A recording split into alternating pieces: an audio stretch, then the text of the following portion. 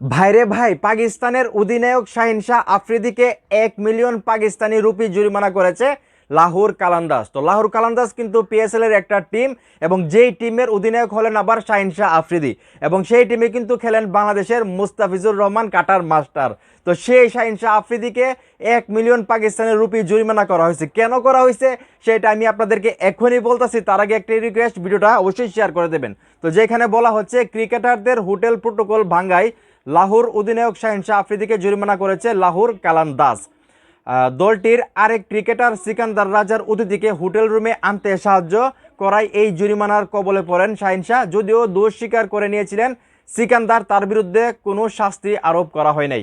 তো মোট কথাটা আপনারা বুঝতে পারছেন, মানে সিকান্দার রাজাও হয়তোবা শাহিন শাহ আফ্রিদির দলে খেলতেছে।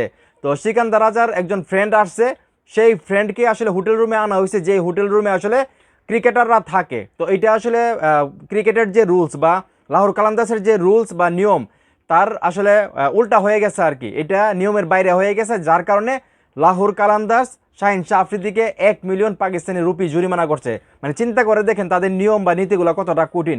যদি বাংলাদেশে হয়তো জাতীয় দলের খেলা হইলেও কিন্তু বাংলাদেশের 4-5 জন ফ্রেন্ড নিয়ে যদি হোটেল রুমে আড্ডা মারতো তাও কিন্তু কোনো সমস্যা হতো না। কিন্তু লাহোর কালান্দাস পিএসএল এর একটা ক্লাব, যে ক্লাবের অধিনায়কও শাহিন শাহ আফ্রিদি, মানে উনি জাস্ট একটা খেলোয়াড়ের একটা ফ্রেন্ডকে মানে হোটেল রুমে আসতে সাহায্য করছেন, সেই জন্য মানে 1 মিলিয়ন পাকিস্তানি রুপি জরিমানা করা হয়েছে শাহিন শাহ আফ্রিদিকে। তো আইন কারণ এটা করা থাকা দরকার, আমি যেটা মনে করি। তাহলে কিন্তু কোনো অনৈতিক কাজ বা কোনো অবৈধ কাজ করতে কোনো ক্রিকেটার সাহস পাবে না।